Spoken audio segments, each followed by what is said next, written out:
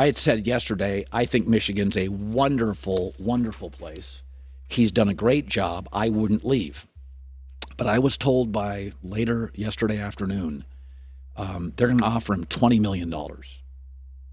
So that kind of changes things. Number one is, in college football, when you're paid a lot as a coach, you often feel guilty because the players aren't being compensated, most of them. In pro sports, you don't. You just have to win very, very quickly, or the billionaire owner will fire you.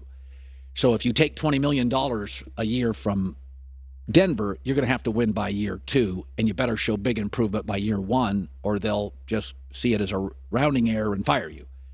But there's a reason the $20 million price tag changes everything. Number one, it's a very, very rare commitment. Average NFL coach makes $7, $8, $9 million. That's a lot of money. $20 million is a whole different ballgame. And the other thing to remember is Jim Harbaugh did get a salary reduction. That's incredibly rare for a high-profile coach by the Michigan administration, and he was bothered by it. I've also been told that Sean Payton is a team that the owners are looking at. So Sean Payton's the number one option for any team. Harbaugh's number 2. Harbaugh had a very good record as a pro coach. I think he won like 44 games and lost 18 or 19. He was a terrific coach, and he took over a mess in the Bay Area and turned it around immediately. But Sean Payton's the top coach. He's got a Super Bowl, and he's an offensive genius. If I was Sean Payton's agent, I would tell him, let somebody else clean up the Denver situation. That will be the new starting point for elite coaches. You may have to wait a couple of years, but if Denver's owners are going to pay $20 million, the salaries are going to take a giant leap, and you can benefit off that in a couple of years. But what I've seen over the course of my life, I've seen this for broadcasters, I've seen this for players in all sports, I've seen it for executives. I'm not an executive, obviously. If you ever take a job just for money, it almost never pans out. It just doesn't. You've got it. There's a sea of money out there for talented people. Join good communities. Join good teammates. If money is the driving focus on any job, it almost always comes with unrealistic expectations. But back to the beginning of this story, very, very good reporters. Bruce Feldman works at Fox. I'm sorry I don't have the other people. Bruce Feldman is one of the 2 or 3 people that is reporting this morning that Harbaugh would accept the Denver Bronco job if it is offered. I am told the salary is $20 million for Harbaugh. It would be greater for Sean Payton, mid-20s. That's what I know. J-Mac with the news. No. Turn on the news. This is the Herd Line News.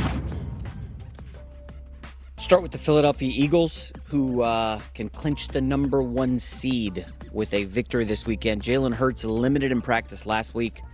Friday did not end up playing against the Saints. There are reports that indicate he will be healthy enough to go. Too early in the week to tell for sure, but he should start against the Giants. The market is telling you that. The line's up to 14. Giants probably going to sit some guys. Eagles need the number 1 seed. Colin, would you force Hurts back this early? Or I think this goes back to let's ask the people that are around him. Let's ask Jalen. Let's ask the trainer. Professional athletes always want to play. This is the Miami situation, which we talked about last week, that's more nuanced than people think. Tua wants to be out there. His career hangs in the balance. So Tua wants to play. The Dolphins are like, no, we're not letting you play. So I think you go to the player second. You go to the doctors first. So I especially after last night, we're all reluctant to say play injured, but this is why teams have team doctors. You go to the player second. You go to the doctors first. What do they say? The New England Patriots, rough season all around, but they're still in the mix for a playoff spot. And owner Robert Kraft not happy where they stand right now. Friend of the show, Albert Breer, of course, he comes on here regularly. He reports that Kraft is not pleased with the team's offensive coaching setup, with Patricia, Joe Judge, and Belichick all kind of juggling roles. Here's what Breer had to say.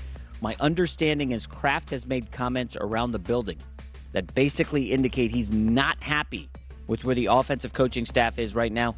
I think that they could lead to shuffling at more than just the play caller spot. We could be talking about a new coordinator coming in with multiple position new coaches. I think there are several guys on the staff who are not going to be renewed after the year.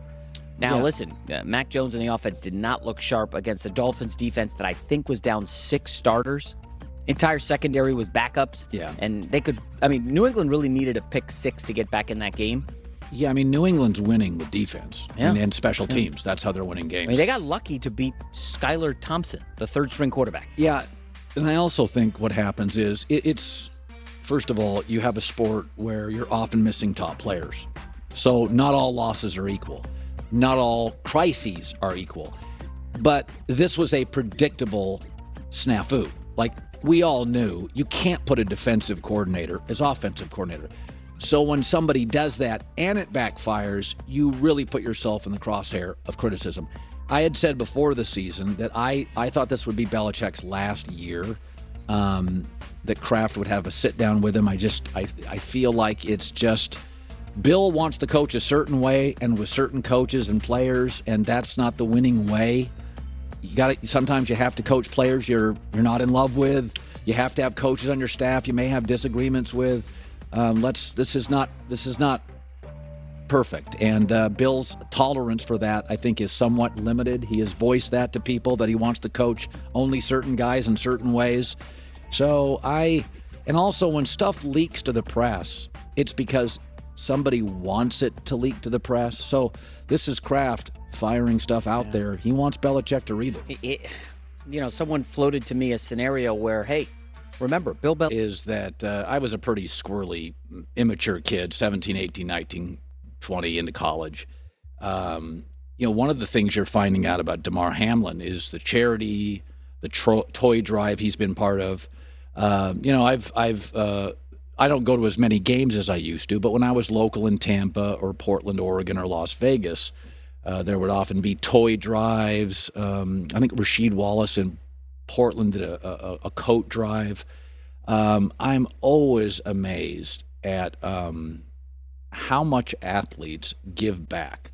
Obviously, we pay or we watch, and they're entertaining us. But last night is a stark reminder that we also have to protect them. They give a ton to our communities. All my years of doing this, I'm taken back how lucky these leagues are to have these young people who are so committed. A football season ends, and if you take 3 weeks off, you're almost shamed. You have to get back in practice. They work so hard. A college player getting ready for the pros, he'll go to Florida and Phoenix the minute his season is over and train right into a professional OTA. That's why many rookie players by week 13 or 14 are more prone to injury and exhaustion. They call it hitting a wall because they've literally gone a year straight. No time off, no vacation, no resting your body, trying to be a professional. So much of what makes sports gripping is the good emotion. I've been watching some of these bowl games, and I don't even know any of these players, and they're so emotional, and my heart goes out to a kid who misses a kick. So it's understood. I was sick to my stomach last night. I just was sick to my stomach. I did not want to go on social media. I didn't have anything I could add. Disappointed by some of the stuff I saw. But in the end, this is a stark reminder that athletes are not just here for our entertainment. They have to be protected at whatever costs it takes. Now, it's football. It's really fast and it's really strong. But this is why they put in those roughing the passer penalties, and this is why they put in all these regulations. This is exactly why. This is the greatest fear for anybody who loves sports. We've all thought about this. I saw something at a college game yesterday where a football player for Tulane was knocked out, and I just felt sick. So we're all crossing our fingers. We're hoping for very good news. We are going to cover some sports today, but we'll keep coming back to this. It's going to be a somber show and should be a little somber today. I will say this. There is a story